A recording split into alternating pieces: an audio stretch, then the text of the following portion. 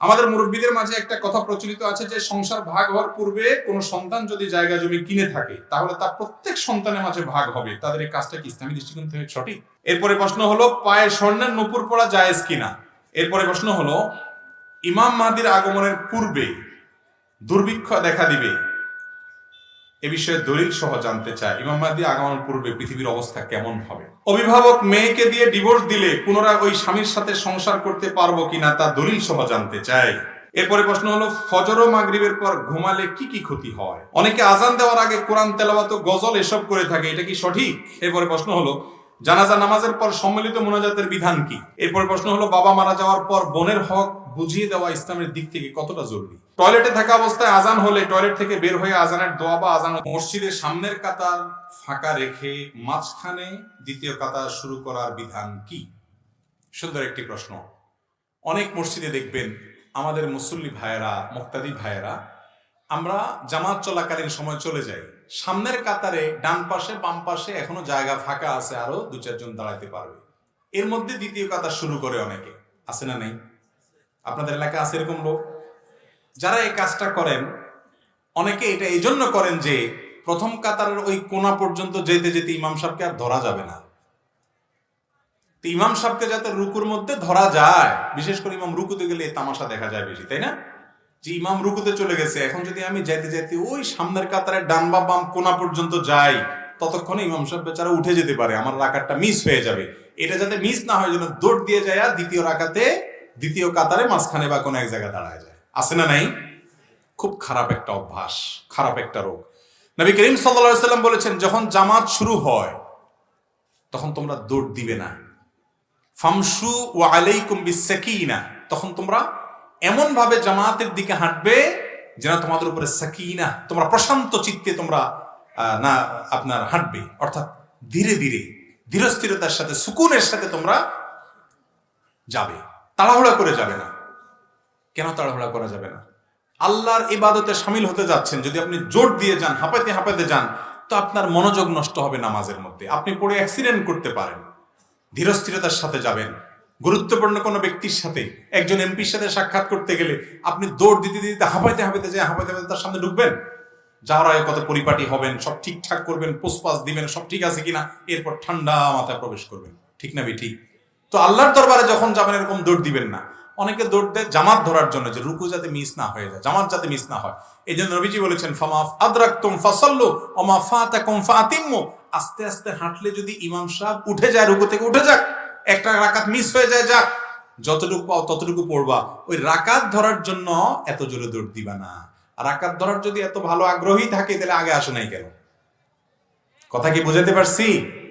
তো যারা পরে এসে কাতারের মাঝখানে দাঁড়ায় যান, সামনে ডানে বামে ফাঁকা রাখেন, তাদের নামাজের মধ্যে ত্রুটি থেকে যায়। নামাজ হয়ে যাবে, ফরজ আদায় হয়ে যাবে, কিন্তু ত্রুটি থেকে যায়। কারণ নবী করিম সাল্লাল্লাহু আলাইহি সাল্লাম স্পষ্টভাবে বলেছেন, আতিমুস সাফাল আউয়াল সুম্মা আল্লাযী ইয়ালি, তোমরা প্রথমে সামনের সফ পূরণ করবে, ওইটা পূর্ণ হয়ে গেলে তারপরে দ্বিতীয়টা পূরণ করবে।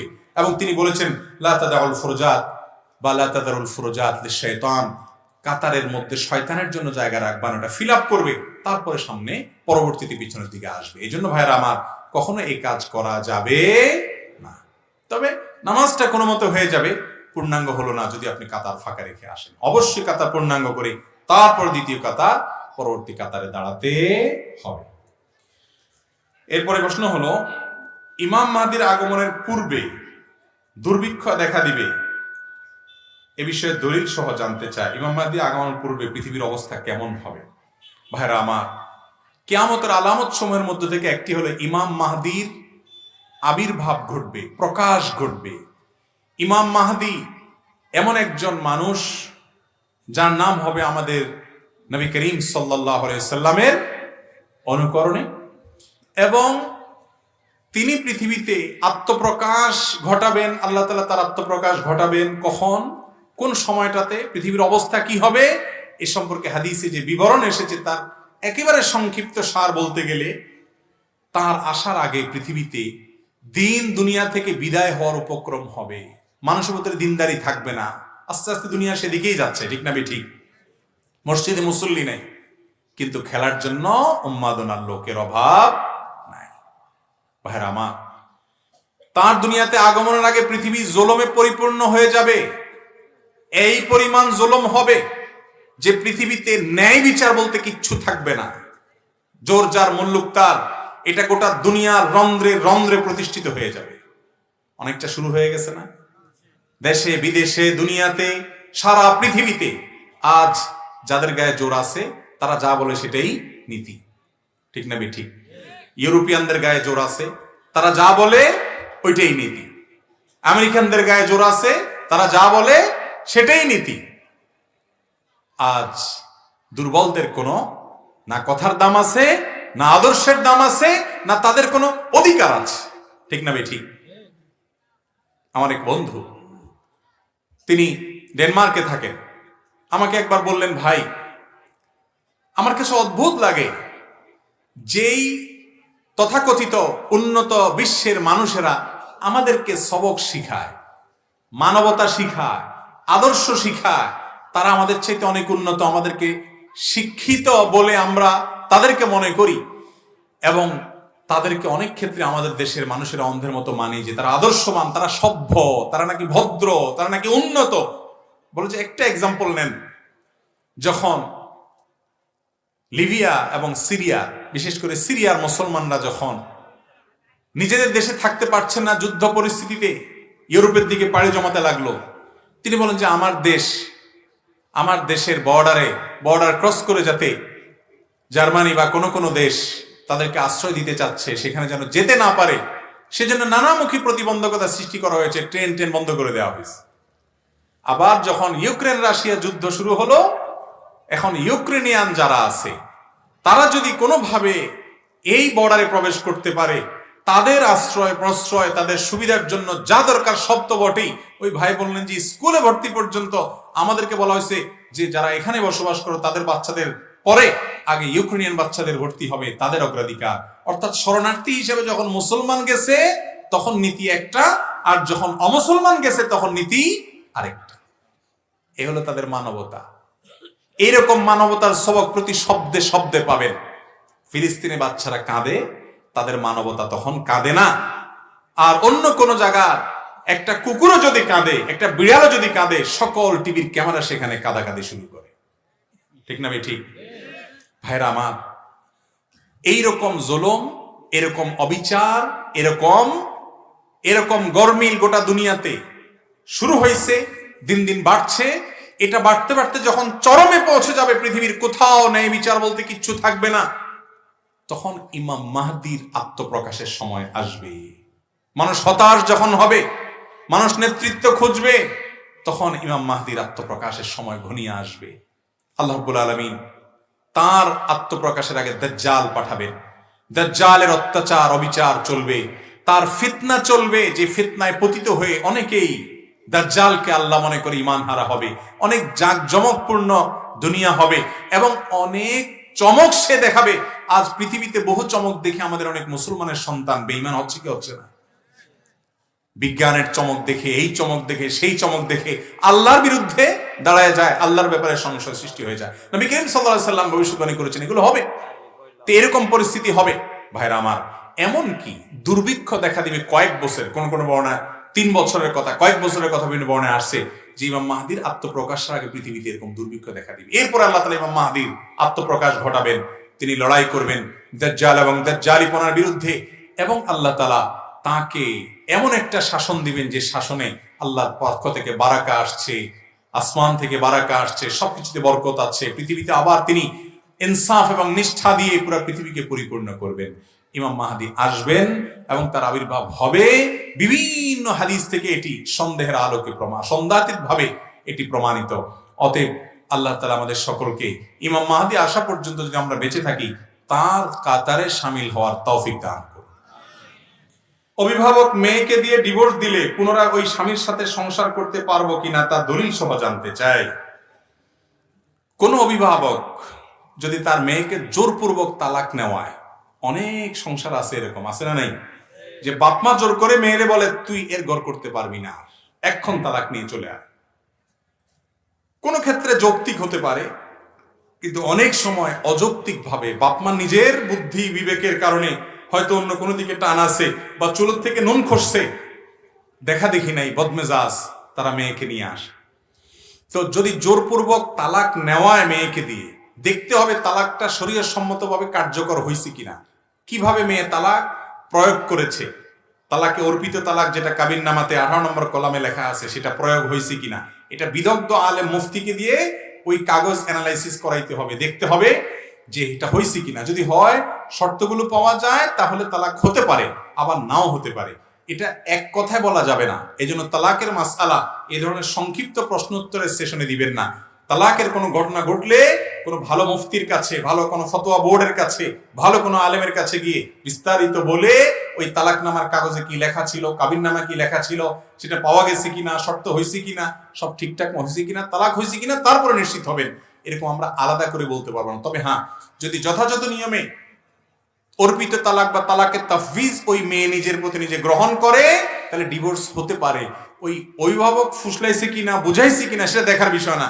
বিষয় হলো যে তালাকটা সঠিক পদ্ধতিতে প্রয়োগ হয়েছে কি হয় নাই। যদি হয়ে থাকে তাহলে ঠিকই তালাক হয়েছে, আর না হলে হয় নাই।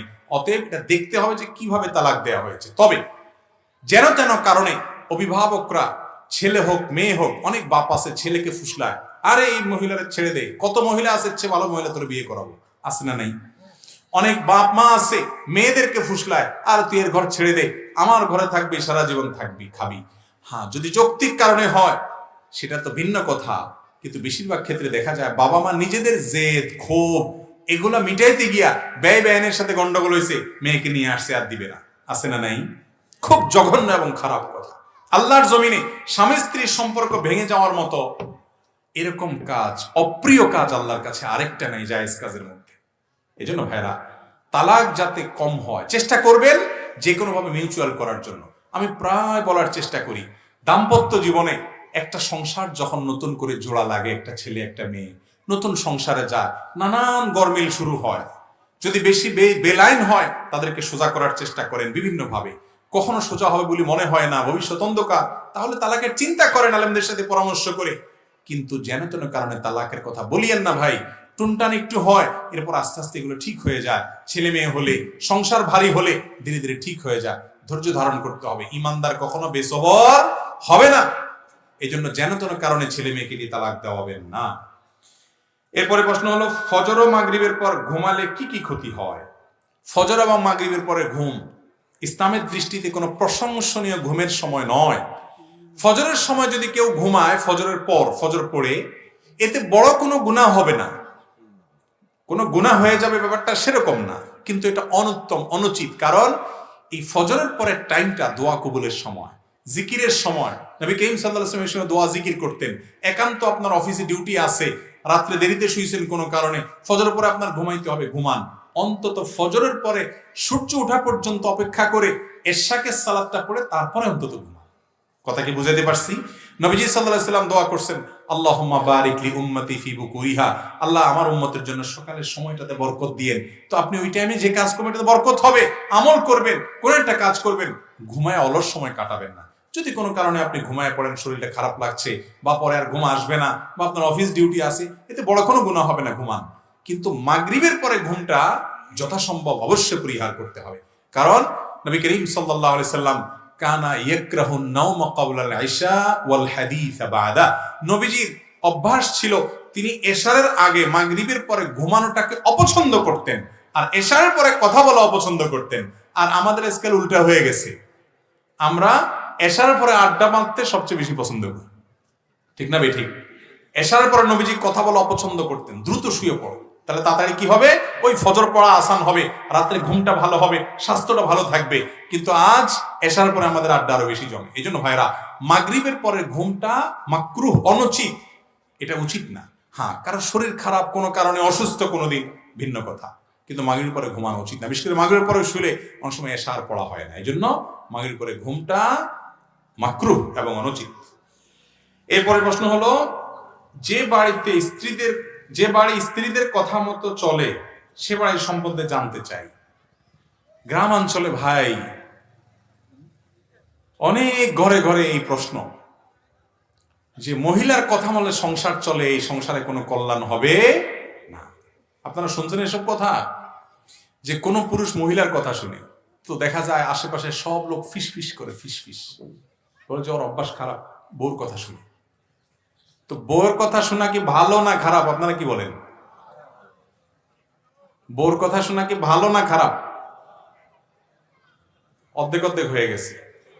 যারা মনে করেন বউর কথা শোনা খারাপ তারা হাত তোলেন।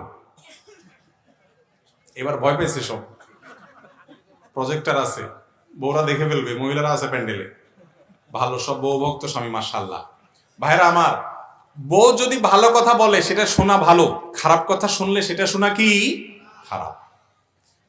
অনেক আছে যে স্বামী বউর কথা শুনলে তারে আর সমাজের লোক দেখতে পারে না, বাপ মা দেখতে পারে না, ভাই বোন দেখতে পারে না, আশপাশে কেউ দেখতে পারে না, বলে আমার অভ্যাস খারাপ, শুধু বউর কথা শুনে। সমস্যা কি বউর কথা শুনলে? বউ যদি ভালো কথা বলে সেটা শুনলে কোনো অসুবিধা। হ্যাঁ, বউ যদি কুবুদ্ধি দেয় সেটা শোনা যাবে। অনেক পুরুষ আছে, বউ যদি বলে ডাইনে যাও সে যাবে বামে, বউ যদি বলে দাঁড়াও সে বলে না তুই দাঁড়াতে বলছিস কেন, তাহলে বসেই যাও। এরকম কিছু রোগ আছে না? আবার কিছু পুরুষ আছে বউয়ের কথা এত উঠবস করে যে বউ যা বলবে তা, এখন আস্ত রাত বউ যদি বলে দিন বলবো হ দিন। এরকম কিছু অতিরিক্ত বউ ভক্ত লোক আছে না নাই? এগুলো মেরুদণ্ডহীন। বউ কেন, পৃথিবীর সব মানুষের বেলা একই কথা প্রযোজ্য। ভালো কথা বললে শুনতে অসুবিধা নাই, খারাপ কথা বউ কেন বাপমা বললেও শোনা যাবে। বউ যদি আপনারে বলে তোমার ভাইটাকে এত টাকা পয়সা দাও কেন, এত সেবা যত্ন কেন করো, তোমার ছেলে মেয়ে কি করবে, সে কিচ্ছু করবে না, নিজের সরকার তেল দাও, বউ যদি এটা ফুসলায়, শুনবেন না শুনবেন না? শুনবেন না শুনবেন না? শুনবেন না? সব চালাক মানুষ মাশাআল্লাহ। শুনবেন না। কেন শুনবেন না? কারণ নবীজি সাল্লাল্লাহু আলাইহি ওয়াসাল্লাম বলেছেন, মান সাররাহু আন ইউবসাতা লাহু ফি রিজকিহি আও ইউনসা লাহু ফি আসারিহি ফালইয়াসিল রাহিমা। যে ব্যক্তি চায় আল্লাহ তাআলা তার রিজিক বাড়ায় দেখ, তার হায়াত বাড়ায় দেখ, তার জীবনে বরকত দিয়ে দেখ, এটা যে চায় সে যেন রক্ত সম্পর্কীয় মানুষগুলোর সাথে সম্পর্ক বাড়ায়। তাহলে পুরুষ হোক আর মহিলা হোক, যে তার বাবার সাথে, মায়ের সাথে, ভাইয়ের সাথে, বোনের সাথে, ভাতিজার সাথে, রক্ত সম্পর্কীয় আত্মীয় যারা কাছের ব্লাডের সম্পর্ক যাদের সাথে আছে, এদের সাথে যার যত সম্পর্ক হয়, হাসি খুশি থাকে, সম্পর্ক থাকে, মিল মহব্বত থাকে, যোগাযোগ থাকে, উপকার করে, পাশে দাঁড়ানোর চেষ্টা করে, কিছু না পারলেও হাসি মুখে তার পাশে থাকে, এই লোকগুলোর জীবনে, তার হায়াতে, তার রুজিতে, সবকিছুতে আল্লাহ তাআলা বরকত নাজিল করে। তাহলে বউ যদি বলে যে না বোনের বাড়িতে এত যাওয়া যাবে না, ভাইকে এত কিছু দেওয়া যাবে না, এত মা মা করা যাবে না, বাপের কথা এত উঠবস করা যাবে না, তাহলে বউয়ের ওই কথা শোনা যাবে। বলতে হবে বউ তোমারে ভালোবাসি ঠিক আছে, কিন্তু আমার রাসূল যা বলছেন তুমি তার উল্টাটা বলছো, অতএব সরি মানতে পারলাম না। পারবেন? যদি মাইর খাওয়া লাগে খাবেন, তারপরেও পারতে হবে। চেষ্টা করবেন না ইনশাআল্লাহ? আর আমাদের বোনরা এখানে প্যান্ডেলে অনেক মহিলা আছেন, আমি তাদেরকে বলতেছি আপনারাও শুনেন। আপনার স্বামী যদি আপনার দেবরের সাথে, আপনার শালিক, আপনার ননদের সাথে, আপনার শ্বশুর শাশুড়ির সাথে সম্পর্ক ভালো হয়, লাভ আপনার। কেমনে লাভ আপনার? স্বামীর জীবনে বরকত হলে লাভ বউর না? স্বামীর রুজিতে বরকত হলে লাভ বউয়ের না? তো যারা ব্যাককল বউ, এরা স্বামীকে ভাই বোন থেকে, মা বাপ থেকে দূরে সরায়, ঠিক না বেঠিক? তো বউদের সেই কথা শোনা যাবে। কিন্তু বউ যদি বলে যে ওই লোকটার সাথে চলিও না, লোকটা খারাপ মানুষ, ওই জায়গায় যাইও না, ওই জায়গাটা ভালো জায়গা না, যদি সত্যি সেটা খারাপ হয়, তাহলে বউয়ের সেই কথা অবশ্যই মানতে হবে। ভাইরা আমার, অতএব মহিলার কথা শুনলেই খারাপ, আবার না শুনলেই ভালো এমন কোনো কথা, বিশেষ করে গ্রাম বাংলায় একটা কথা প্রচলিত আছে, বউর কথা শুনলে বলে যে এই ছেলেটা খুব খারাপ, শুধু বউর কথা শুনে, মেয়ে লোকের কথা শুনে। তো মেয়ে লোকের কথা শোনার ভিতরে কোনো ক্ষতি নাই, যদি কথাটা কি হয়, ভালো হয়। অনেকে আজান দেওয়ার আগে কোরআন তেলাওয়াত, গজল এসব করে থাকে, এটা কি সঠিক? আজান একটা ইবাদত। আজান একটা কি ইবাদত? একটু আগে আলোচনায় বললাম, সেইভাবে করতে হবে যেভাবে মুহাম্মদ সাল্লাল্লাহু আলাইহি ওয়াসাল্লাম করেছে। অতএব তার আজানের আগে কোনো গজল, তেলাওয়াত এরকম আলাদা কিছু ছিল? আপনি মাইক টেস্টিং করতে পারেন, ঠিক আছে, মাইক ঠিকঠাক আছে কিনা হো হা করতে পারেন, কিন্তু আপনি অনেক জায়গায় দেখবেন আজানের আগে অনেকক্ষণ ধরে এটা পড়ে, সেটা পড়ে, দুরুদ পড়ে। আরে ভাই, দুরুদ আজানের পরে পড়া সুন্নত এবং সেটা আজানের সাথে সম্পৃক্ত না। আজানের পরে সবাই ইন্ডিভিজুয়াল দুরুদ পড়বে এবং আজানের দোয়া পড়বে, সেটা হাদিস দ্বারা সাব্যস্ত। কিন্তু আজানের আগে আসসালাতু ওয়াসসালামু আলাইকা ইয়া রাসূলুল্লাহ অনেক এলাকায় আছে। আবার আজানের আগে অনেকে গজল লম্বা আয়াত পড়ে না ভাই, এগুলো কোরআন হাদিসে কোথাও করতে বলা হয়? আমাদেরকে আল্লাহ বলেছেন মা আতাকুমুর রাসূলু ফাখুযু, রাসূল সাল্লাল্লাহু আলাইহি ওয়াসাল্লাম তোমাদেরকে যেটা দিয়েছেন সেটাকে ধরো। আপনি একজন মুসলমান হিসেবে খুঁজবেন যে রাসূল সাল্লাল্লাহু আলাইহি ওয়াসাল্লাম আজানের আগে এরকম কিছু করতে বলেছেন কিনা, বলেন নাই তো আমরা কেন করব? মাইক টেস্টিং করতে পারি সেটা তো ভিন্ন বিষয়। ইবাদত হিসাবে করতে হলে হবে কোথায়? নবী করিম সাল্লাল্লাহু আলাইহি ওয়াসাল্লামের হাদিসে অথবা আল্লাহর কালামে। বিদায় এটা করা যাবে না যদি কেউ ইবাদত হিসাবে করে। হ্যাঁ, মাঝে মধ্যে একটু গলা পরিষ্কার করার জন্য করলো, হ্যাঁ একটু মাইক টেস্টিং এর জন্য করলো, সেটা ভিন্ন বিষয়। প্রচলিত মিলাদ পড়া যাবে কিনা, মিলাদ পড়ার সুন্নাহ পদ্ধতি কি? ভাইরা আমার, মিলাদের মধ্যে মূলত দুরূদ পাঠ করা হয়। মিলাদের মধ্যে মূলত কি পাঠ করা হয়? দুরূদ পাঠ করা হয়। মিলাদের মধ্যে মূল যে জিনিসটা আছে সেটা ভালো, সেটা হলো দুরূদ পাঠ। দুরূদ পাঠটা ভালো না খারাপ? কিরকম ভালো জানেন? নবী করিম সাল্লাল্লাহু আলাইহি ওয়াসাল্লাম বলেছেন মান সাল্লা আলাইয়া মাররাতান সাল্লাল্লাহু আলাইহি আশারা, যে ব্যক্তি আমার প্রতি একবার দুরূদ পাঠ করবে আল্লাহ তাআলা তার প্রতি 10 বার রহমত নাযিল করবে। এজন্য ভাইরা আমার, দুরূদ যে যত বেশি পড়তে পারে তার জীবনে তত কল্যাণ হবে। যত পারেন নামাজে, শুধু নামাজের বাইরেও পড়েন সাল্লাল্লাহু আলাইহি ওয়াসাল্লাম সবচেয়ে সংক্ষেপ দুরূদ, আল্লাহুম্মা সাল্লি আলা মুহাম্মাদ ওয়া আলা আলি মুহাম্মাদ, দুরূদ ইব্রাহিম যেটা নামাজে পড়েন, এটা সবচেয়ে শ্রেষ্ঠ এবং উত্তম দুরূদ নবীজি শিক্ষা দিয়েছেন। নামাজেও পড়বেন, নামাজের বাইরেও পড়বেন এই দুরূদ ইব্রাহিম এবং অন্য যত দুরূদ আছে বেশি বেশি পড়বেন। দুরূদ পাঠের জন্য সবচেয়ে শ্রেষ্ঠ টাইম হলো বৃহস্পতিবার সন্ধ্যা থেকে নিয়ে শুক্রবার সন্ধ্যা পর্যন্ত, এই 24 ঘন্টা সবচেয়ে শ্রেষ্ঠ সময়। আর এছাড়া সবসময় পড়বেন। দুরূদ পড়া ভালো জিনিস, কিন্তু মিলাদের নামে যেটা হয় আমাদের দেশে সেটা হলো দুরূদ পাঠের জন্য সবাইকে ডেকে কিছু মানুষ একত্র হয়, একজনের সাথে তালে তালে সুরে সুর মিলিয়ে সবাই পড়ে, এরপরে সেখানে আগরবাতি ইত্যাদি জ্বালায়া কিছু হাদিয়া তোফা খাওয়ান দাওয়ান বিতরণ করে এরপরে দোয়া দুরূদ পড়ে সবাই চলে যায়। এটার নাম হলো মিলাদ। তাহলে মিলাদের ভিতরে যে মূল জিনিস দুরূদ, ওইটা ভালো জিনিস, কিন্তু দুরূদ পাঠের জন্য এই যে নিজের একটা সিস্টেম বানায় নিছি আমরা, এটা কোরআন হাদিস দ্বারা প্রমাণিত নয়। কথা কি বুঝাতে পারছি? কোরআন হাদিস দ্বারা এটা প্রমাণিত নয়। এই দুরূদ পাঠ করার জন্য সবাইকে ডাকতে হবে বা লোক একত্র হতে হবে এমন কোনো কথা নাই। ইসলামে কোনো জায়গায় দুরূদ পাঠের জন্য 2 জন মানুষ মিলে একত্রিত হইতে হবে এমন কোনো কথা। দুরূদ ইন্ডিভিজুয়াল আমল। কিছু আমল আছে ইসলামে ইন্ডিভিজুয়াল, সেগুলো একা একা করতে হয়। কিছু আছে যেগুলো ঐক্যবদ্ধ করতে হয়, সেগুলো ঐক্যবদ্ধ করার মতো আমল। নামাজ জামাতের সাথে ঐক্যবদ্ধভাবে পড়তে হয়, ওযুটা যার যার মতো করতে হয়, দুরূদটাও সেরকম যার যার মতো পড়তে হয়। এটার জন্য কোনো দলবদ্ধ রূপ দেওয়ার কোনো নির্দেশনা কোরআন হাদিসে কোথাও দেওয়া হয় নাই। সাহাবা ইকরাম 5 জন একত্র হয়েছেন, রাসূল আকরাম সাল্লাল্লাহু আলাইহি ওয়াসাল্লাম 5 জনকে একত্র করছেন দুরূদ পাঠের জন্য। এরকম একটা জাল হাদিসও কোরআন হাদিস খুঁজে আপনি কোনোদিন পাবেন না। আমি কি বুঝাতে পারছি? তো এজন্য মিলাদের নামে যে দুরূদ পাঠের আয়োজন, আসরা, মজলিস করা হয়, এটা হাদিস দ্বারা প্রমাণিত না। যার যার দুরূদ শেষে পড়বে এবং এটার জন্য কোনো সুর তুলতে হবে, একজনের সাথে বাকিরা তাল দিতে হবে। ইবাদতের ক্ষেত্রে এরকম বিভিন্ন রকমের সাইড পদ্ধতি যদি আমরা নিজেরা ঠিক করে নেই, এটার নাম বিদআত। আর নবীজি বলছেন যে ইয়াকুম ওয়া মুহদাসাতিল উমুর, যেটা আমি বলি নাই, ইবাদত করতে গিয়ে নতুন নতুন সিস্টেম মানুষ বানাবে, এগুলা থেকে তোমরা বেঁচে থাকবে। ফাইন্না কুল্লা মুহদাসাতিন বিদআহ, কারণ ইসলামের নামে সকল নতুন জিনিস এগুলো বিদআত হয়। আর ওয়া কুল্লা বিদআতিন দালালা, সকল বিদআতের ঠিকানা কোথায়? জাহান্নাম। গোমরাহি, আর গোমরাহির ঠিকানা জাহান্নাম। অতএব দুরূদ পাঠের নামে এই নিজেদের বানানো পদ্ধতি বানানো যাবে না, হাদিসে এটা নাই। যার যার মতো দুরূদ পাঠ বেশি বেশি করতে হবে ইনশাআল্লাহ। অনেকে আছে মিলাদে বিরোধিতা করেন, দুরূদ পড়ার খবর নাই, এটা খারাপ কথা। দুরূদ আপনাকে বেশি বেশি করে পাঠ পড়তে হবে। আপনি মিলাদ পড়বেন না, কিন্তু কি পড়বেন? দুরূদ পড়বেন। মনে থাকবে তো ইনশাআল্লাহ? এরপরে প্রশ্ন হলো, জানাজা নামাজের পর সম্মিলিত মোনাজাতের বিধান কি? জানাজা পুরাটাই হলো দোয়া। সালাতুল জানাজা পুরোটা কি রে ভাই? আমরা সালাতুল জানাজাতে আল্লাহর প্রশংসা করি, এরপর নবীর প্রতি দ্বিতীয় তাকবীর পড়ে দুরূদ পড়ি, তৃতীয় তাকবীর পড়ে মুর্দার জন্য কি করেন? দোয়া পড়েন না? আল্লাহুম্মা গফির লিহাইয়িনা ওয়া মাইয়িতিনা, আল্লাহ আমাদের জীবিতদেরকে মৃতদেরকে মাফ করেন। আল্লাহুম্মা গফির লাহু ওয়ারহামহু ওয়াআফিহি ওয়াফু আনহু, আল্লাহ এই ব্যক্তিকে মাফ করেন যার জানাজা পড়তেছেন, তার জন্য দোয়া না এগুলা? তো জানাজার নামাজটা পুরোটাই কি?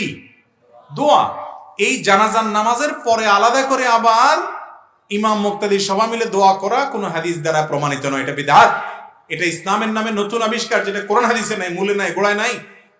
তবে একটা দোয়া আছে, সেটা কোন দোয়া? সেটা হলো জানাজা সালাতের পর আমরা তো বেশিরভাগ মানুষ চলে যাই, জানাজার নামাজের পর লাশের পেছনে পেছনে কবরস্থানে যাওয়া বিপুল পরিমাণ সওয়াবের কারণ।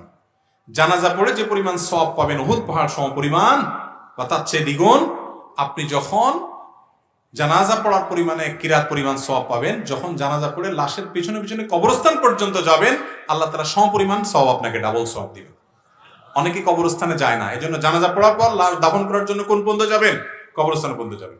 কবরস্থানে যাওয়ার পর মুর্দাকে যখন মাটিতে রাখা হবে, কবরে রাখা হবে, কবর দেওয়া হবে, কবর দেওয়ার পর এবার কেবলার দিকে ফিরে, পশ্চিম দিকে ফিরে দুই হাত তুলে মুর্দার জন্য দোয়া করবেন যার যার মতো। নবী করিম সাল্লাল্লাহু আলাইহি ওয়াসাল্লাম এই কাজটা করতেন। কি দোয়া করবেন? কারণ নবী করিম সাল্লাল্লাহু আলাইহি ওয়াসাল্লাম একবার দাফন দেওয়ার পর সাহাবীদেরকে বললেন, ইস্তাগফিরু লিআখিকুম ওয়াসালু লাহু সুবাত, তোমরা তোমাদের ভাই যাকে কবরে রাখছো তার জন্য আল্লাহর কাছে মাপ চাও, মাপ চাও, আল্লাহ তুমি তাকে মাফ করে দাও। ওয়াসালু লাহু তাসবীত, এবং তার জন্য দোয়া করো আল্লাহ দুনিয়াতে সে যে ইমানদার ছিল এখন যে মুনকার নাকির প্রশ্ন করবে কবরে, আপনি তাকে সে প্রশ্নের সঠিক উত্তর দেওয়ার, ইমানের উপর অটল থাকার তৌফিক দিয়েন। এ দোয়া করো। এজন্য এ দোয়া করা সুন্নাত, কেবলার দিকে ফিরে যে আল্লাহ তাকে মাফ করে দেন, তাকে ইমানের উপর অটল অবিচল রাখেন, সহি সহি উত্তর সঠিকগুলো জবাব দেওয়ার চেষ্টা যেন করতে পারে সে তৌফিক দান করেন।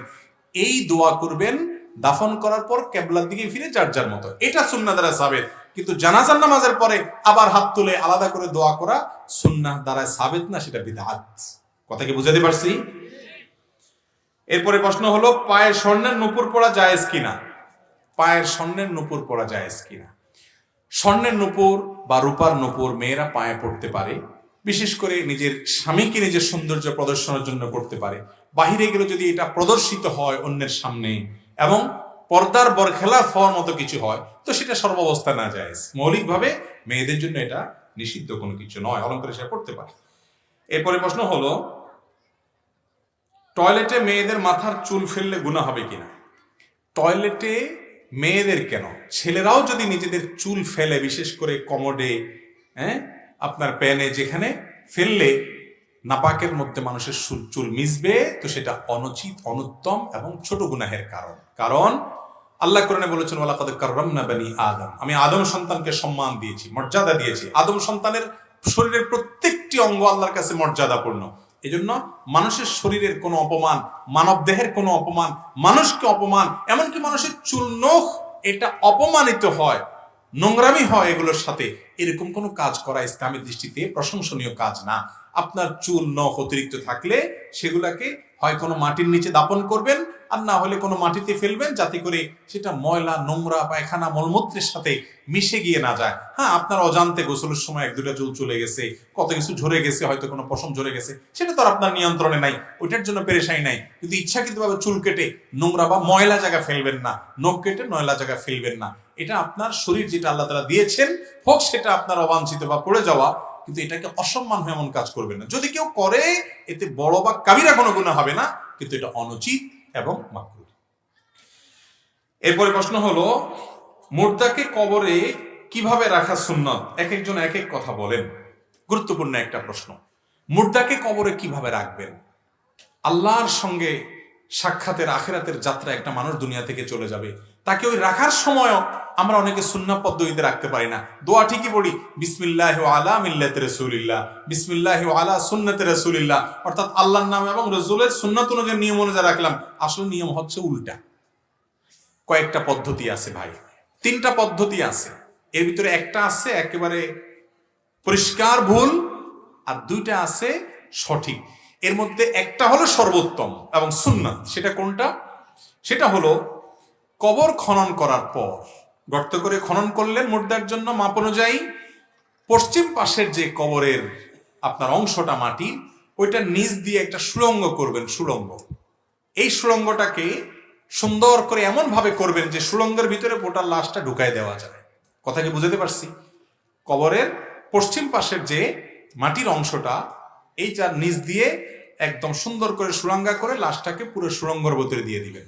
সুড়ঙ্গের ভিতরে লাশটা দিয়ে এরপরে বাঁশ, অন্যান্য চাটা ইত্যাদি দিয়ে মাটি দিবেন। এটা হলো সুন্নাহ সম্মত। কথা কি বুঝাতে পারছি? সবচেয়ে উত্তম এটাই করবেন।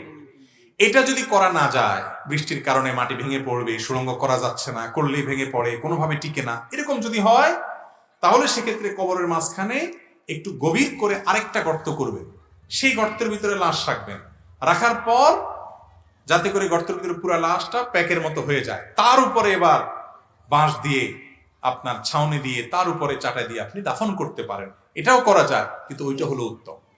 3 নম্বর আরেকটা পদ্ধতি হলো, অনেকে দেখবেন কবরের এমনি পশ্চিম পাশে একটু ঠেলে ধুয়ে বা পূব দিকে একটু ঠেলে ধুয়ে আপনার ওইটার সাথে কোন রকম লাশে একটু কাজ করে ধুয়ে বা চিৎ করে ধুয়ে ওইটার উপরে বাঁশ দিয়ে দাফন করে দেয়। এটা হলো সুন্নতের খেলাফ। অনেক জায়গায় এরকম দায় সারা কবর দেয়। অতএব একটা মানুষকে কবর দিবেন, আল্লাহর সাথে সাক্ষাতে শেষ যাত্রায় সে চলে যাবে, ওই টাইমেও সুন্নত অনুসরণ করবেন না, এটা ভুল কথা, খেয়াল করা উচিত এগুলো আমাদের। এরপরে প্রশ্ন হলো, বাবা মারা যাওয়ার পর বোনের হক বুঝিয়ে দেওয়া ইসলামের দিক থেকে কতটা জরুরি? ইসলামের দৃষ্টিকোণ থেকে বাবা মৃত্যুর পর বোনের হক বুঝাই দেওয়া আবশ্যক, অত্যন্ত অতীব জরুরি একটি বিষয়। এটা ফরজ। ফরজ 5 ওয়াক্ত নামাজ পড়া যেরকম ফরজ, রোজা রাখা যেরকম ফরজ, হজ করা যেরকম ফরজ, জাকাত দেওয়া যেরকম ফরজ, বাবা মারা গেছেন, মা মারা গেছেন, বাবা বা মায়ের যে সম্পত্তি আছে ভাই হিসেবে বোন যারা আছেন, কোরআন হাদিসের বর্ণনা অনুযায়ী তাদের যতটুকু হক আছে জেনে জেনে তাদেরকে এটা বুঝাই দেওয়াটা ওই রকম ফরজ। এটা কোনো দান না, এটা কোনো দক্ষিণা না, এটা কোনো আপনার অনুদান না, এটা কোনো বোনদের প্রতি অনুগ্রহ না যে দয়া করে তাদেরকে বাবার সম্পত্তি দিলাম, জি না, এটা আপনাদের উপরে আল্লাহর পক্ষ থেকে দেওয়া কর্তব্য। আল্লাহ কোরআনে বলেছেন ফরিদাতুম মিনাল্লাহ, এটা আল্লাহর পক্ষ থেকে নির্ধারণ, আল্লাহর ফরজ, এটার বরখেলাপ করা যাবে না। ম্যাক্সিমাম মানুষ আমাদের দেশে ওয়াজ শুনে, মাহফিলে আসে, জুমা পড়ে, 5 ওয়াক্ত পড়ে, মাথায় টুপি রাখে, দাড়ি দেয়, হয়তো ইসলামও প্র্যাকটিস করে অনেক দিক থেকে মাশাআল্লাহ, কিন্তু বাবা মারা যাওয়ার পর বাবার সম্পদে যে বোনদের অধিকার আছে সেটা ঠিক মতো দেয় না। আছে না নাই? বলেছে আমরা তো বাপ মারে খাওন দিছি, বোনরা তো আর দেয় নাই। খাওন দেওয়া তোমার উপরে ফরজ, তুমি বাপ মার ঘরে জন্ম নিয়েছ, সেটার জন্য তুমি যদি জমি কাটে রাখো তাহলে তুমি ছেলে হইলা কেন? তাহলে তো আরেকজনও দিতে পারে, এরকম ঠিক না বেটি? মেয়েদের উপরে তারা পরের সংসার করতে গেছে, তাদের আর্থিক সমতা নাই, যদি না থাকে তাদের উপরে কর্তব্য না, তোমার উপরে ফরজ, তুমি ফরজ আদায় করছো, আল্লাহ কাছে সওয়াব পাবা, সেজন্য বাবার সম্পদ সব রেখে দিবা, বোনকে দিবা না, এটা গুনাহ হবে। বেশিরভাগ ভাইরা এই কাম করেন, বোনদের হক দেন না। শুনে রাখেন ভালো করে, এই ফরজ তরক করে গুনার জন্য কিয়ামতের ময়দানে দাঁড়াইতে হবে। দুনিয়াতে বোনরা কিছু বলবে না, হাসি মুখে থাকবে, বলবে ভাই অসুবিধা নাই, আখিরাতে ঠিকই ধরবে, কেউ কাউকে সেদিন ছাড়বে না। আল্লাহর ভয় থাকলে, কিয়ামতে দাঁড়ানোর ভয় থাকলে অবশ্যই বোনদের হক দিয়ে দেন। বোনদের হক দিলে সম্পদ কমবে না, আল্লাহ বরকত দিবে ইনশাআল্লাহ। কোন পুরুষ মানুষ যদি দ্বিতীয় বিয়ে করে মারা যায়, দ্বিতীয় স্ত্রীর গর্ভে যদি কোনো ছেলে সন্তান না থাকে, প্রথম স্ত্রীর গর্ভে যদি ছেলে সন্তান থাকে, ওই ছেলেদের কি ছোট মার ভরণ পোষণ দেওয়া আবশ্যক? দরকারি প্রশ্ন এবং একটু ক্রিটিক্যাল প্রশ্ন। একজনের 2 স্ত্রী, প্রথম স্ত্রীর গর্ভে সন্তান আল্লাহ তাআলা দিছেন, দ্বিতীয় স্ত্রীর গর্ভে সন্তান দেন নাই, 30 সন্তান। এই ভদ্রলোক যদি মারা যান, এক বইয়ের ঘরে ছেলে মেয়ে হয়েছে, এখন এই ছেলে মেয়েরা তাদের যে আপন মা, তার তো ভরণ পোষণ দিবেই, কর্তব্য তাদের। প্রশ্ন হলো ওই সৎ মায়ের ভরণ পোষণ দিতে হবে কিনা? এর উত্তর হলো সৎ মায়ের উপরে ভরণ পোষণ দেওয়া তাদের উপরে আপন মায়ের উপরে দেওয়া যেরকম ফরজ, এরকম ফরজ না। কিন্তু বাবার স্ত্রী অর্থাৎ তিনি সৎ হইল মা, সেই হিসাবে অবশ্যই তার ভরণ পোষণ দেওয়ার সামর্থ্য থাকলে, হাদিয়া তোফা দেওয়ার সামর্থ্য থাকলে, মাসুলভ আচরণ, স্নেহ, মমতা সাধ্য অনুযায়ী তাকে দেওয়ার চেষ্টা করা উচিত। এটা সুসন্তান এবং নেককার বান্দা হওয়ার জন্য জরুরি। কথা কি বুঝতে পারছি? এখন যদি বলেন যে তাদের উপর যদি ফরজ না হয় তাহলে মহিলার ভরণ পোষণ কে দিবে? ইসলামে কোনো শূন্যতা নাই, কোনো প্রকার সংকট নাই। এই ভদ্র মহিলার স্বামী মারা গেলে পরবর্তী অভিভাবক, তার বড় ভাই থাকলে, তার বাবা থাকলে, পুরুষদের মধ্যে সিরিয়াল আছে শরীয়তে, তাদের উপরে দায়িত্ব চলে যাবে, অবশ্যই তারা পালন করতে হবে। কেউ না করলে রাষ্ট্র এবং সমাজের কর্তব্য হবে। আর এই ছেলে যারা আছেন, মেয়ে যারা আছেন, তারা তাদের সৎমা হইল তার প্রতি সদাচরণ করার চেষ্টা করতে হবে। আমাদের দেশে তো সৎমা মানে হলো যার পিছনে লাগা যায়, ঠিক না? আর সৎ ছেলে মেয়ে মানে হলো ওর পিছনে লাগা ওয়াজিব, ঠিক না? নাম দিছে সৎ মা, সৎ ছেলে। সৎই যদি হয় তাহলে আবার পিছনে লাগা যায় কেমনে? আল্লাহ তাআলা আমাদেরকে হেদায়েত দান করুন। আমরা খুব হিংসুক যে বাবা আরেক বিয়ে করছেন, ওই ভদ্র মহিলা 14 গোষ্ঠীর দিকে তাকানো যাবে না, তার ছেলে মেয়ের দিকে তাকানো যাবে না। শয়তান আমাদেরকে নষ্ট করে ফেলছে। আপনার বাবা যদি কোনো ভদ্র মহিলাকে বিয়ে করেন, আপনার ভালো না লাগলেও আপনার বাবার স্ত্রী, আপনার মা, আপন মায়ের মতো মর্যাদা না থাকুক, তিনিও এক প্রকারের মা, অতএব তার প্রতি আপনার সদয় আচরণ করতে হবে। একইভাবে যিনি কারোর দ্বিতীয় বা তৃতীয় বা প্রথম স্ত্রী হয়েছেন, তার স্বামীর অন্য ঘরের সন্তান আছে, তাদের প্রতি শত্রুতা করা যাবে না। আমাদের দেশে সৎ মায়ের সাথে, সৎ সন্তানদের সাথে ভালো আচরণ করে টিকে থাকে এরকম মানুষ চালনি দিয়ে যদি চালা হয়, হাজার লাখে মনে হয় একজন পাওয়া কঠিন হবে, তাই না? আল্লাহ তাআলা আমাদেরকে ভালো মানুষ হওয়ার তৌফিক দান করুন। ভালো মন লাগে, কোরআন হাদিস বোঝা লাগে, আল্লাহর গোলামি করতে হয়, যে আল্লাহ যা বলেছেন আমার বুঝে আসুক আর না আসুক আমি করব। আল্লাহ আমাদেরকে আমলের তৌফিক দান করুন। টয়লেটে থাকা অবস্থায় আজান হলে টয়লেট থেকে বের হয়ে আজানের দোয়া বা আজান উত্তর দেওয়া যাবে কিনা? টয়লেটের ভিতরে আছেন, এর মধ্যে আজান শুরু হয়ে গেল, আল্লাহু আকবার আল্লাহু আকবার, মুয়াজ্জিন যখন আল্লাহু আকবার বলে, জবাবে আল্লাহু আকবার বলা সুন্নাত, সওয়াব হয়। এর কারণে মুয়াজ্জিন আজান দিয়ে যে সওয়াব পায়, যারা জবাব দেয় আজানের, জবাব দিয়েও সেরকম সওয়াব আল্লাহ তাআলা তাদেরকে দেন। মুয়াজ্জিনের সমান মর্যাদা না হোক, সওয়াব পায় তাদের মতো। আল্লাহু আকবার মুয়াজ্জিন বললে জবাবে আল্লাহু আকবার বলে। আমরা অনেকে জানি না এটা। মুয়াজ্জিন যখন আশহাদু আল্লা ইলাহা ইল্লাল্লাহ বলে, ওইটা শোনার পর কি বলতে হয়? আশহাদু আল্লা ইলাহা ইল্লাল্লাহ বলতে হয়। মুয়াজ্জিন যখন আশহাদু আন্না মুহাম্মাদুর রাসূলুল্লাহ বলে, তখন জবাবে কি বলতে হয়? আশহাদু আন্না মুহাম্মাদুর রাসূলুল্লাহ বলতে হয়। সাল্লাল্লাহু আলাইহি ওয়াসাল্লাম পরে বলবে আজানের শেষে, এখানে না। নবী করিম সাল্লাল্লাহু আলাইহি ওয়াসাল্লাম এটাই শিক্ষা দিয়েছেন। সহিহ মুসলিম খোলেন, হাদিসের কিতাবগুলো খোলেন, দেখবেন তিনি বলেছেন, ইমাম মুয়াজ্জিন যখন আশহাদু আন্না মুহাম্মাদুর রাসূলুল্লাহ বলবে, ফাকুলু আশহাদু আন্না মুহাম্মাদার রাসূলুল্লাহ, তখন তোমরা আশহাদু আন্না মুহাম্মাদুর রাসূলুল্লাহ বলবে। এরপরে মুয়াজ্জিন যখন হাইয়া আলাস সালাহ বলবে, হাইয়া আলাল ফালাহ বলবে, এই দুই বাক্য যখন বলবে তখন বলবো কি? লা হাওলা ওয়ালা কুওয়াতা ইল্লা বিল্লাহ। এরপরে মুয়াজ্জিন যখন আল্লাহু আকবার বলবে, আল্লাহু আকবার বলবেন, লা ইলাহা ইল্লাল্লাহ বললে লা ইলাহা ইল্লাল্লাহ বলবেন। এরপরে দুরূদ পড়ে আজানের জবাব দিবেন, আল্লাহুম্মা রাব্বা হাযিহি দাওয়াতি তাম্মা। নবীজির সুপারিশ পাবেন কিয়ামতের দিনে। মুয়াজ্জিন আজান দিয়ে যে সওয়াব পেয়েছেন সেরকম সওয়াব পাবেন ইনশাআল্লাহ। এখন প্রশ্ন হলো, টয়লেটের মধ্যে থাকা অবস্থায় আজান যদি দেয় তখন কি করব? উত্তর হলো, তখন জবাব দিবেন না, কারণ টয়লেটের ভিতরে আল্লাহর নাম নেওয়া মাকরুহ, অনুচিত, আল্লাহর নামের অসম্মান, তখন জবাব দিবেন না। বের হওয়ার পর যদি মুয়াজ্জিনের আজান রানিং থাকে, তাহলে এবার আপনি পিছনেগুলা সহকারে বা বাকিগুলো আপনি জবাব দেন এবং দুরূদ পড়ে শেষ করবেন। এরপরে প্রশ্ন হলো, মেসওয়াক ব্রাশ নিয়ে টয়লেটে যাওয়া ঠিক কিনা? মেসওয়াক, ব্রাশ, ওযু এগুলো যথাসম্ভব টয়লেটের বাইরে বেসিনে করবেন। আমাদের দেশে বেশিরভাগ জায়গাতে টয়লেটের বাইরেও ট্যাপ বা বেসিন থাকে কি থাকে না, ওখানে করবেন।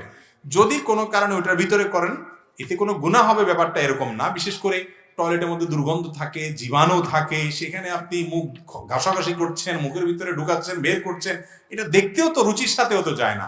আজকাল এই ঘষাঘষি তো পরের কথা, সারাক্ষণ বসে মোবাইল টিপিও হয়, আছে না নাই? এটা কোনো জায়গা হলো? গন্ধ জায়গা, নোংরা জায়গা, তাড়াতাড়ি করে কাজ শেষ করে বাইর হন না। মোবাইল ছাড়া অনেকে আজ যুবক আছে, আজকাল মোবাইল ছাড়া টয়লেটেই ঢুকে না। দেখাই যায় টিপতে টিপতে ঢুকে, আবার টিপতে টিপতে বাইর হয়। কি পরিমাণ ডাইরেক্ট হয়ে গেছি আমরা, চিন্তা করেন। এই মোবাইলের আসক্তি আমরা মাতাল কি পরিমাণ হয়েছি যে ডাইরেক্ট হয়ে গেছে, যেখানে সেখানে টিপতে টিপতে যাচ্ছি, আসতেছে। এরপরে প্রশ্ন হলো, আমি এক ব্যক্তিকে বিদআত সম্পর্কে সতর্ক করতেছিলাম। কথা প্রসঙ্গে তিনি বললেন, জন্মের পর থেকে দেখতেছি আমার বাবা, দাদা এবং মুরব্বীরাও করে আসতেছে। এখন জানাজার নামাজের পর মুনাজাত না করলে তৃপ্তি আসে না। এখন যদি আল্লাহ আমাকে জাহান্নামে দিয়েও খুশি থাকে, তাহলে দেখ বিদআতের প্রতি এরকম অন্ধবিশ্বাস প্রসঙ্গে ইসলাম কি বলে? বলেন নাউজুবিল্লাহ।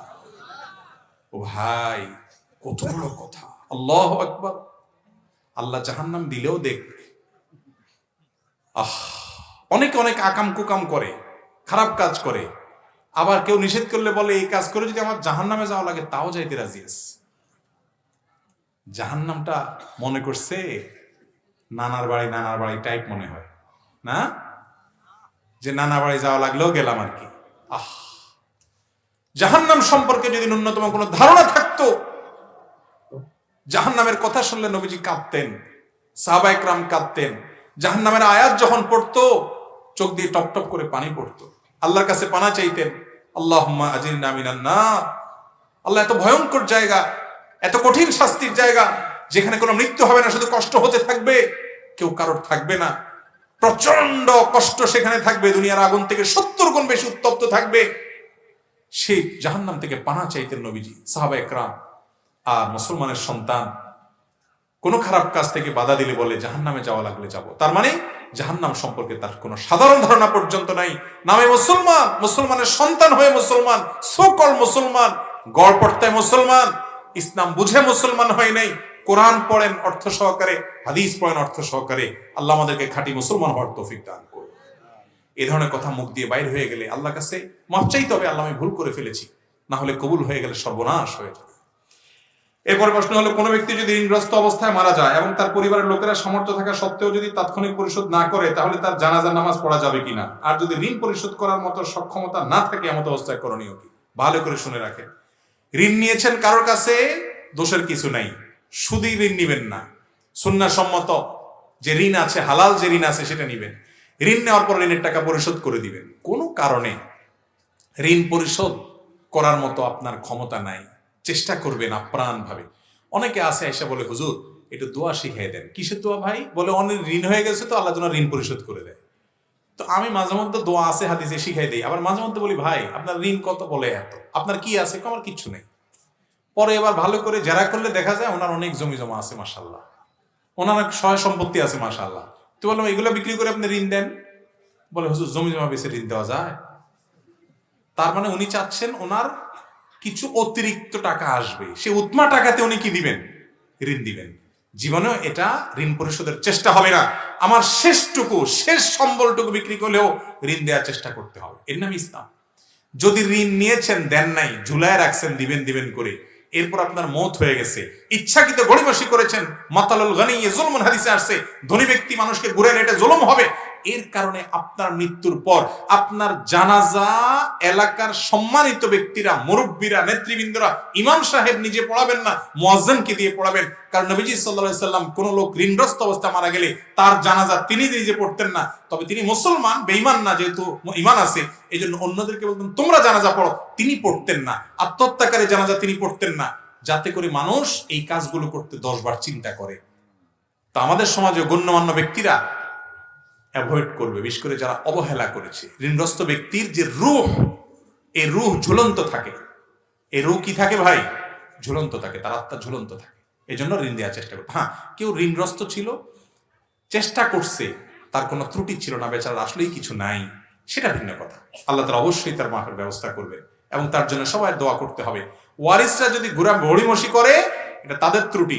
আর কেউ ঋণ নিয়েছেন, ওয়ারিসরা গড়িমসি করতে পারে জানেন, বা পারুক বা না পারুক, করুক বা না করুক, আপনার দায়িত্ব হলো ওসিয়ত করে যাও, বাবারে আমার মৃত্যু হয়ে গেলে অমুক অমুক আমার থেকে টাকা পাবে, আমার সম্পদ বেঁচে দিবা। তিনি যদি নাও বলেন, তারপরে তার সম্পদ বিক্রি করে 1 নম্বর ওয়ারিসদের কর্তব্য হলো বাবা মার ঋণ, মৃত ব্যক্তির ঋণ পরিশোধ করা। তারপরে থাকলে তারা ভাগযোগ করবে। আজকাল ছেলেমেয়েরা নিজেরা আগে ভাগযোগ করে নেয়, তারা দেওয়ার খবর নেই। ঠিক না বেঠিক? আমাদের মুরব্বীদের মাঝে একটা কথা প্রচলিত আছে যে সংসার ভাগ হওয়ার পূর্বে কোন সন্তান যদি জায়গা জমি কিনে থাকে, তাহলে তার প্রত্যেক সন্তানের মাঝে ভাগ হবে। তাদের এই কাজটা কি ইসলামী দৃষ্টিকোণ থেকে সঠিক? ভুল। সংসার ভাগ হওয়ার আগে আপনার একটা ছেলে বড় হয়েছে, সে নিজে নিজে কামাই করে নিছে, এরপর জমি কিনছে, তার এই জমির ভাগ সব সন্তানকে দিতে হবে এমন কোনো কথা কেন সবাইকে দিবে? ওরা ছোট আছে, ওরা বড় হয়ে ওরা উপার্জন করবে, যার যতটুকু নসিব আছে সে ততটুকু কামাই করে নিবে। হ্যাঁ, বাবার টাকা দিয়েই সে ব্যবসা করে, বাবারই দোকান সে চালায়, ওই টাকা দিয়ে সে জমি কিনছে, ওইটা সবার ভাগ হবে, কারণ ওইটা তো বাবার, অতএব বাবারটা সব সন্তান পাবে। কিন্তু সন্তান নিজে একটু উপার্জন করছে। অনেক সন্তান আছে বাপের টাকায় বিদেশ গেছে, তার কর্তব্য হলো বিদেশ যাওয়ার পরে বাপ জমি বিক্রি করে পাঠাইছে, ওই টাকাগুলো পাঠায়া বাবার জমি কিনে দিবে বা ওই টাকা পরিশোধ করে দিবে। এরপরে যে উপার্জন করবে সেটা দিয়ে ভাই বোনের খেদমত করবে, বাপ মার খেদমত করবে, পাশাপাশি নিজের জন্য জমি রাখবে। ওই জমিতে ভাই বোন ভাগ বসাইতে পারবে। আমাদের দেশে বিদেশিদের যে কি কপাল পোড়া পোড়া, সারা জীবন তো কামাই করে আর জমি কিনতে থাকে, ভাই বোন ওই দোকানে দোকানে আড্ডা মারে, টোটো করে ঘুরে, আর ওই ভাই জমির ভাগ বসে বসে থাকে। আছে না নেই? অনেক বাপ মায়ের কাজ করে। খবরদার, এটা করবেন না। কার কতটুকু হক বুঝে সে অনুযায়ী করবে। আমাদের সমাজে সুন্নতি পোশাকের নামে বিশেষ ধরনের পোশাক পরিধান করা হয়। আসলে সুন্নতি পোশাক কোনটি, এটা নিয়ে বিস্তারিত আলোচনা করতে হবে, এত সময় না, আমি শেষের দিকে। সুন্নতি পোশাকের কিছু মার্কা এবং আপনার কিছু নিদর্শন আছে। ড্রেস কোড ইসলাম দিয়ে যে পোশাকের কিছু নীতিমালা দিয়েছে, সেগুলো অনুসরণ করতে হবে। যেমন পুরুষরা ঢিলা ঢালা পোশাক পরবেন, যে অঞ্চলে যে পোশাক প্রচলিত আছে পোশাক পরলে কোনো অসুবিধা নেই। নবী করিম সাল্লাল্লাহু আলাইহি সাল্লাম সাধারণত জুব্বা পরেছেন, চাদর পরেছেন, লুঙ্গি পরেছেন, এগুলো হাদিস দ্বারা প্রমাণিত। টুপি পরেছেন, সাহাবায়ে কেরাম টুপি পরতেন, এগুলো হাদিস দ্বারা প্রমাণিত। কিন্তু এগুলোর অ্যাকচুয়াল ধরনটা কি, সেটা কি গোল না কতটুকু গোল, কতটুকু লম্বা, কতটুকু কি, এত মাপ ঝোপ আমরা যেভাবে পুঙ্খানুপুঙ্খভাবে আজকে করি সেটার বিবরণে এতটা সংরক্ষিত নাই। তবে তিনি মোটার উপরে জুব্বা চাদর এগুলো পড়তেন। আর এগুলো আমাদের অঞ্চলে প্রচলিত যেগুলো আছে লুঙ্গি এবং ফাড়া পাঞ্জাবি যদি কেউ পরে তাহলে খেলাফে সুন্নাত করছে এটা বলা যাবে না, এটাও চলবে। তবে ইহুদি খ্রিস্টানদের ধর্মীয় বা অন্য কোনো ধর্মের ধর্মীয় পোশাক পরবেন না, তাদের সাথে সাদৃশ্য গ্রহণ করা নিষেধ হাদিসে। পুরুষ হয়ে মহিলার বেশ ধারণ, মহিলা হয়ে পুরুষের বেশ ধারণ করবেন না। আজকাল কিছু পাঞ্জাবি বাইরে হয়েছে, ঈদের সময় বেশি দেখা যায় যে পুরুষদের পাঞ্জাবির সাথে একটা ওড়না দেয়, দেখছেন আপনারা? এটা তো মহিলার জন্য ওড়না দিবে, পুরুষ আবার পাঞ্জাবির সাথে ওড়না দিবে কেন? পুরুষ মহিলা আবার বাম ধরছে, অনেক পুরুষ আছে ওটা মহিলা আবার গলা ঝুলায় সুন্দর করে মহিলাদের মতো। আচ্ছা, আবার মেয়েদের ক্ষেত্রে একই কথা, পুরুষদের ভান ধরে দেখবেন যে শার্ট পরে, গেঞ্জি পরে, ভাব চকর প্যান্ট পুন পরে, ওটাকে পুরুষ না মহিলা বোঝার উপায় থাকে না, আছে না নেই? নবী করিম সাল্লাল্লাহু আলাইহি ওয়াসাল্লাম বলেছেন, লানাল্লাহুল মুতাশাব্বিহিনা মিনার রিজালি বিন নিসা ওয়া লানাল্লাহুল মুতাশাব্বিহাতু মিনান নিসাই বির রিজাল। ওই পুরুষদের প্রতি আল্লাহ লানত বর্ষিত হয় যেই পুরুষরা মহিলাদের বেশ ধারণ করে, আর ওই মহিলাদের প্রতি আল্লাহ লানত বর্ষিত হয় যারা পুরুষদের বেশ ধারণ করে। পুরুষ পুরুষের মতো, মহিলা মহিলাদের মতো থাকতে হবে। আল্লাহ তাআলা তাদের সৃষ্টিতে অনেক বৈচিত্র্য ব্যতিক্রম রেখেছেন, সে আলোকে তাদের ড্রেস কোডও ভিন্ন হবে। এবং পুরুষরা টাকনুর নিচে পোশাক পরবে না, পাঞ্জাবি, জুব্বা, চাদর, প্যান্ট, পায়জামা, এগুলা লুঙ্গি ইত্যাদি। আর মহিলারা তারা বরং টাকনুর নিচেই পড়বে, যথাসময় উপরে পড়বে না, বিশেষ করে যখন বাহিরে যাবে পর্দার খেলাফ হবে। এভাবে ইসলামের ড্রেস কোড মেনে চললেই চলবে, একেবারে টুপি সবসময় লাগায় রাখতে হবে, না হলে গুনাহ হবে, এরকম কোনো বিষয় নাই। মুহাম্মদ সাল্লাল্লাহু আলাইহি সাল্লামের নাম শুনলে অনেকে বৃদ্ধ আঙ্গুলে ফু দিয়ে চোখে মাসা করে, এর কোনো ফজিলত আছে কিনা? মুহাম্মদ সাল্লাল্লাহু আলাইহি সাল্লামের নাম শুনলে কি করতে হবে ভাই? দুরূদ পড়তে হবে। দুরূদ পড়বেন, তার নাম শুনছেন সাথে সাথে তার জন্য দোয়া